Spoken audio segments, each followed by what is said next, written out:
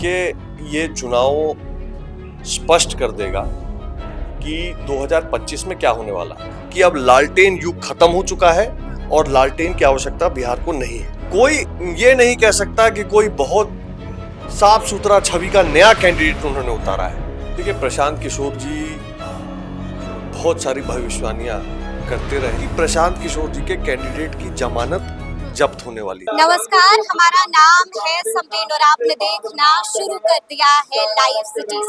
देखिए, आज तारीख है 3 नवंबर और आज धूमधाम के साथ चित्रगुप्त पूजा भी मनाई जा रही है। तो ऐसे में लाइव सिटीज की टीम भी अन्नपूर्णा निवास में मौजूद है। आप तस्वीरों में देख पा रहे होंगे कि यहाँ पर भी चित्रगुप्त पूजा मनाई जा रही है और ऐसे में हमने सीधी बातचीत बीजेपी के राष्ट्र मंत्री ऋतुराज सिन्हा से भी की है। आपको मालूम है कि बिहार की 4 विधानसभा सीटों पर उपचुनाव भी हो रहा है। 13 तारीख को वोटिंग होगी और 23 नवंबर को नतीजे आ जाएंगे। कौन जीतेगा, एनडीए, महागठबंधन या फिर जनसुराज, कौन दिखाएगा अपना दम, यही बड़ा सवाल बना हुआ है। तो इसको लेकर हमने भी सीधी बातचीत बीजेपी के राष्ट्र मंत्री ऋतुराज सिन्हा से की है। क्या कुछ बताया है ऋतुराज सिन्हा ने, सबसे पहले आप उनको सुनिए। तो देखिए, इस वक्त हमसे बातचीत करने के लिए बीजेपी के राष्ट्र मंत्री ऋतुराज सिन्हा जी हैं। सबसे पहले बहुत शुक्रिया बातचीत के लिए। धन्यवाद।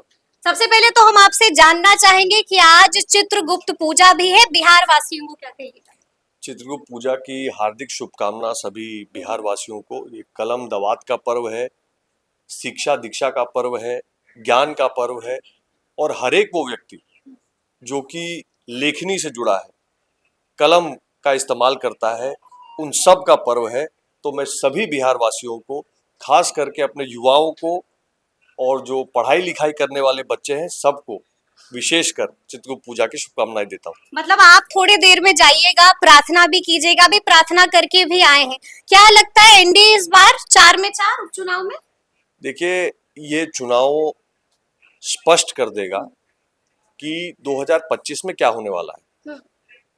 बिहार की जनता लोकसभा में एनडीए को 30 सीटें जिताकर एक संकेत दे चुकी थी, लेकिन इस बार उपचुनाव में 4 के 4 एनडीए की झोली में देकर यह स्पष्ट भी कर देगी कि अब लालटेन युग खत्म हो चुका है और लालटेन की आवश्यकता बिहार को नहीं है। अब बड़ा बड़ा बात बोल रहे हैं, नई टाइप की राजनीति भी करेंगे, लेकिन आप गौर से प्रशांत किशोर जी के कैंडिडेट्स को देखिए। प्योर जातिवादी सोच से जाति समीकरण को बैठाते हुए उन्होंने भी कैंडिडेट दिया है।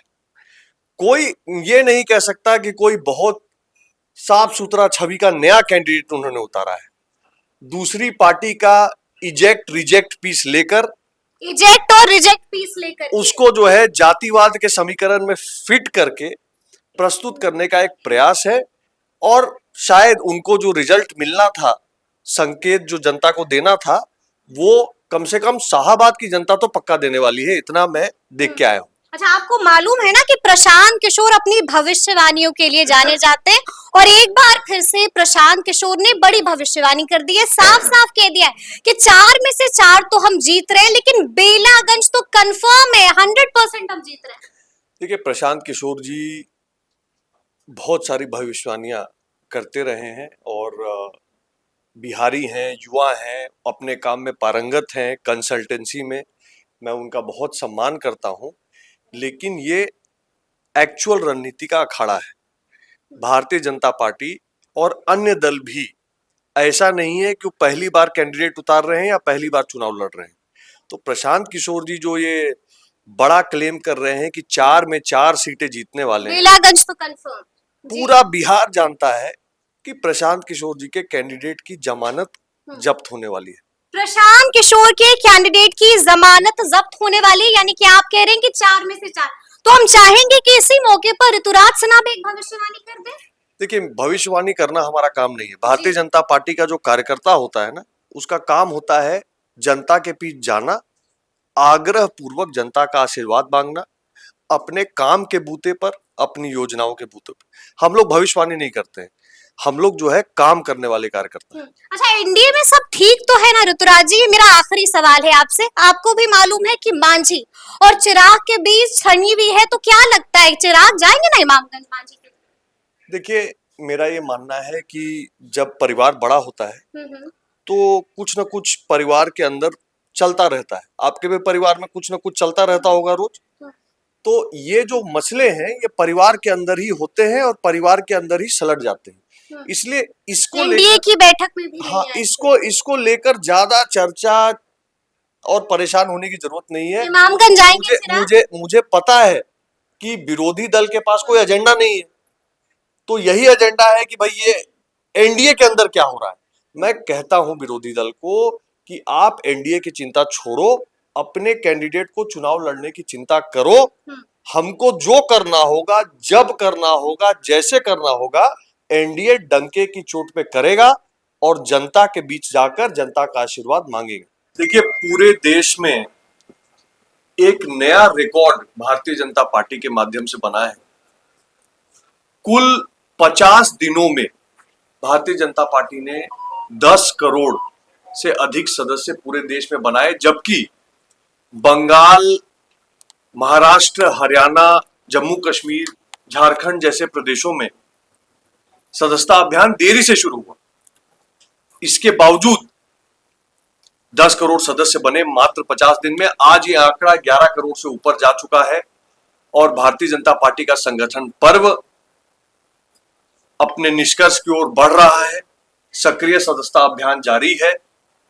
मैं सभी भारतीय जनता पार्टी के समर्थक जो हैं, शुभचिंतक हैं, उनसे आग्रह करूंगा कि भारतीय जनता पार्टी की सदस्यता को ग्रहण करें और जो हमारे कार्यकर्तागण हैं उनसे आग्रह करूंगा कि तत्काल अपनी सक्रिय सदस्यता का आवेदन अपने स्थानीय मंडल अध्यक्ष को जमा कर इस भारतीय जनता पार्टी के संगठन पर्व का सहभागी बने।